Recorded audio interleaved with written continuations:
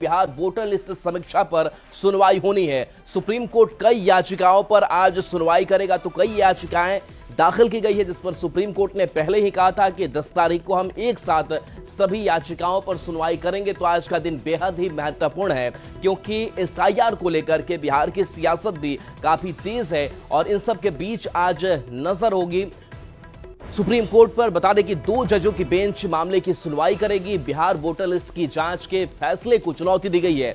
RJD सांसद मनोज झा समेत कई लोगों ने याचिका दायर की है। बता दें कि न्यायमूर्ति सुधांशु धूलिया और न्यायमूर्ति जय माल्या बागची इस मामले पर सुनवाई करेंगे। कांग्रेस नेता राहुल गांधी, आरजेडी नेता तेजस्वी यादव के साथ साथ कई अन्य दलों के नेताओं ने वोटर लिस्ट रिवीजन के विरोध में जमकर प्रदर्शन भी किया था। कल बंद बुलाया गया था, जिसके बाद आज सुप्रीम कोर्ट में अहम सुनवाई होनी है।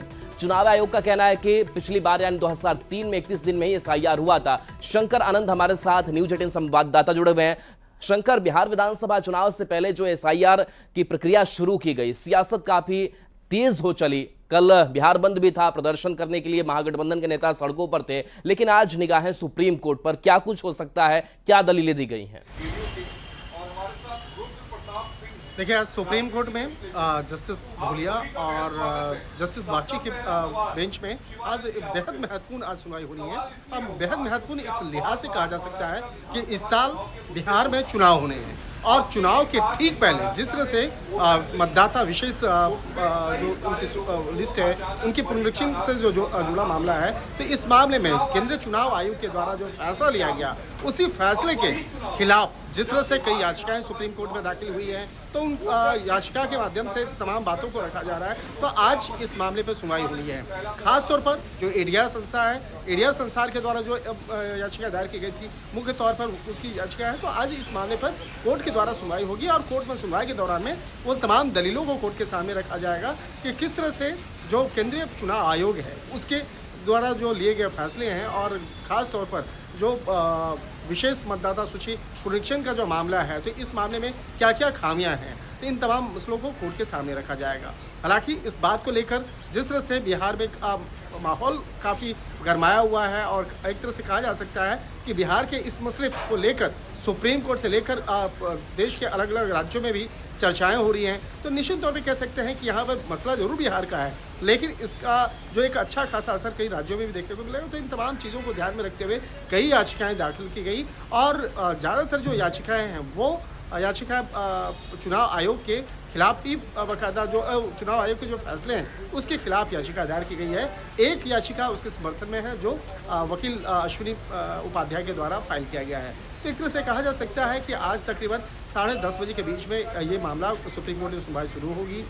जस्टिस धूलिया और जस्टिस बागची जो है उनकी कोर्ट में इस मामले पर सुनवाई होगी और सुनवाई के दौरान में उन तमाम दलीलों। शंकर, आपके पास आएंगे। आरजेडी के प्रवक्ता मृत्युंजय तिवारी जी हमारे साथ जुड़े हुए हैं। मृत्युंजय जी, आरजेडी की तरफ से भी याचिका डाली गई और इसके साथ साथ और भी याचिकाएं डाली गई, जिस पर सुप्रीम कोर्ट ने कहा है कि हम सब याचिकाओं पर एक साथ सुनवाई करेंगे। सुप्रीम कोर्ट से क्या आप लोगों को ये उम्मीद है, जिस तरीके से आप लोग कल सड़कों पर उतरे थे और लगातार इस मतदाता पुनरीक्षण जो कार्यक्रम चलाया जा रहा है, इस पर आप लोग सवाल उठा रहे हैं, आज की सुनवाई को लेकर के क्या उम्मीद रख रहे हैं?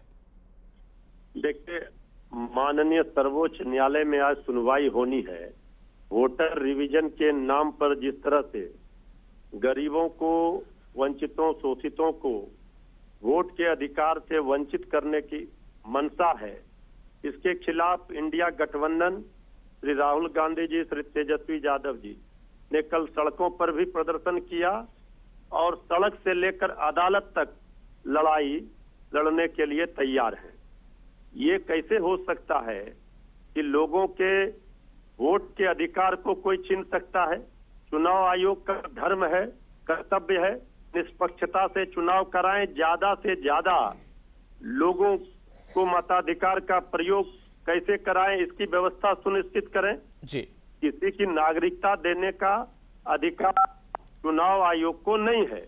मृत्युंजय तिवारी जी, लेकिन चुनाव आयोग लगातार स्पष्ट कर रहा है कि हम किसी वोटर्स को हटाने नहीं जा रहे हैं, लेकिन जो अयोग्य हैं, और देखिए सीमांचल का एक जो मसला सामने आया, जो डेटा हमने भी दिखाया कि लाखों की संख्या में जो लोग हैं निवास प्रमाण पत्र के लिए आवेदन दे रहे हैं, यानी कहीं ना कहीं कुछ गड़बड़ी है और वोटिंग में हेरफेर होती है, ये भी अब शक के दायरे में है। देखिए, अगर जिस घुसपैठिए की बात जिसकी बात हो रही है 11 वर्षों से केंद्र में बीजेपी सरकार में है, तो ये काम किसका है? ये सब बहाना है।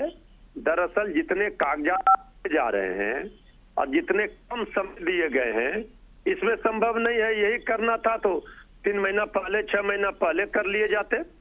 किसी को कोई आपत्ति नहीं। आधार कार्ड से, राशन कार्ड से आप कैसे आ सकते हैं, वंचित कर सकते हैं लोगों को? तो ये मंशा स्पष्ट दिख रही है। कहीं न कहीं दाल काली नहीं, पूरी दाल ही काली है। क्या ये भी आप लोगों को डर है कि आपका एक बड़ा वोट बैंक ना चला जाए, अयोग्य ना घोषित हो जाए इस एसआईआर में? हमारा बड़ा वोट बैंक ना चला जाए। चुनाव आयोग जी, अगर बीजेपी का आयोग बनकर काम करने लगे, केंद्र सरकार के इशारे पर काम करने लगे, तो फिर चलिए प्रेम रंजन पटेल जी हमारे साथ बीजेपी के प्रवक्ता जुड़े हुए हैं। बीजेपी के प्रवक्ता प्रेम रंजन जी से पूछ लेते हैं। मृत्युंजय जी बड़े गंभीर आरोप लगा रहे हैं, हालांकि इन्हें दुख भी है कि वो वोटर्स जिनको अयोग्य अगर ठहरा दिया जाए तो ये सही नहीं होगा। सुप्रीम कोर्ट तक ये लोग चले गए हैं, सुनवाई भी आज सुप्रीम कोर्ट में होनी है, आप क्या कहेंगे? देखिए, चुनाव आयोग स्वतंत्र निकाय है। संविधान की प्रदत्त शक्तियों के तहत जो है उसी पर लगातार विपक्ष सवाल उठाता रहा है तरीके से सही मतदाताओं से चुनाव कराने का। 1952 से चुनाव आयोग लगातार चुनाव कराती आ रही है। उसकी जिम्मेवारी है कि सही मतदाता छूटे नहीं और जो उपयुक्त मतदाता है उनके माध्यम से चुनाव कराना। तो ये जिम्मेवारी का निर्वहन चुनाव आयोग करता रहा है। पहले भी जो है जो लोग हारना तय जिनका माना जाता है वो लोग ठिकरा फोड़ रहे हैं, जिनको कभी संवैधानिक संस्थाओं पर जो है विश्वास नहीं है, न चुनाव आयोग पर है, न कोर्ट पर है, न किसी अन्य संस्था पर है, वो लोग जो है कोई न कोई बहाना पहले से बनाना शुरू कर देते हैं। इसलिए जो है ये काम कर रहे हैं। चुनाव आयोग ऐसे तमाम लोगों को उसकी जिम्मेवारी है कि जो मतदाता 3-4 जगहों पर नाम अंकित है उनका छांटना, कोई गलत तरीके से जो है मतदाता जो है अंकित हो गया है उसको देखना और सही मतदाताओं का जो है उनका नाम अंकित हो जाना चाहिए उसमें मतदाता सूची में। इसकी जिम्मेवारी चुनाव आयोग लगातार प्रतिवर्ष करती रही है।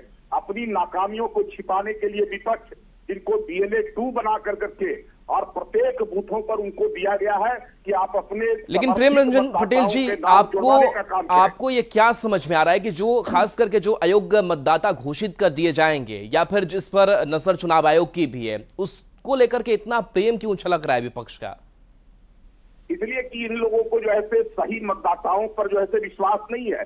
ये लोग लाठी तंत्र, गोली तंत्र, बंदूक तंत्र, लूट जो है ये इसी काम को कर करके सत्ता में रहे। और जब से ये लूट तंत्र समाप्त हो गया है, बूथों का लूटना, तब से ये सत्ता से बाहर हो गए। तो आज भी इनको लगता है कि अगर जो है गलत मतदाता होंगे उनको जो है बाहर कर दिया जाएगा तो हमारी हार निश्चित है। हारना तो तय है इनको, इसलिए कि सही मतदाता सही मतदान कर करके अपने प्रतिनिधि, अपनी पार्टी, अपनी सरकार बनाने का काम करते हैं। वो गलत लोगों को पसंद नहीं करते हैं मतदाता। चले बिल्कुल, अब सुप्रीम कोर्ट पर सबकी निगाहें टिकी हुई है। प्रेम रंजन पटेल जी बहुत बहुत शुक्रिया, मृत्युंजय जी आपका भी बहुत बहुत शुक्रिया, और शंकर आनंद हमारे साथ जुड़े हुए हैं। शंकर, इस कोर्ट की कार्रवाई को, प्रोसीडिंग को लेकर के अपडेट आपके पास और क्या कुछ है वो थोड़ा बता दीजिए। देखिए, आज की सुनवाई के दौरान में आज ये भी हो सकता है कि चुनाव आयोग के द्वारा भी तमाम पॉइंट्स को कोर्ट के सामने रखे जा सकते हैं और क्या क्या इस मामले पे अब तक प्रावधान कर रहे हैं और किस तरह से अभी पिछले कुछ दिनों के दौरान में बिहार में विशेष मतदान सूची पुनरीक्षण के मामले में क्या क्या वहाँ पर प्रावधान किए गए हैं। तो इस मामले पर विशेष से तमाम जानकारियों को साझा किया जाएगा और बताया जाएगा कि अब तक क्या क्या किया गया है और अगर कहीं पर कोई अफवाह जैसी स्थिति बन रही है तो उसको कैसे आप दूर कर रहे हैं। इसके साथ ही SIR का लक्ष्य जो है मतदाता सूची को त्रुटिपूर्ण करना और पारदर्शी बनाना है। देखिए, चुनाव आयोग का जो एक मंशा है, चुनाव आयोग के द्वारा बहुत पहले से इस बात को मजबूती से कहा जाता है कि कोई भी शख्स वोट देने से वंचित ना रहे।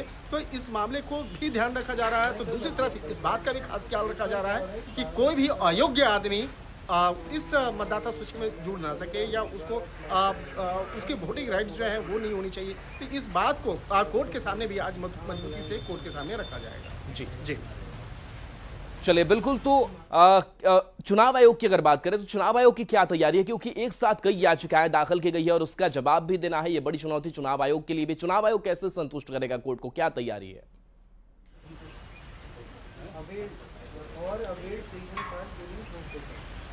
हो गया, खत्म। चलिए बिल्कुल शुक्रिया शंकर इस अपडेट के लिए आपका। तो देखिए आज कोर्ट की प्रोसीडिंग एसआईआर मामले को लेकर के होनी है और कई याचिकाएं दाखिल की गई है जिस पर एक साथ सुनवाई आज सुप्रीम कोर्ट की तरफ से किया जाएगा।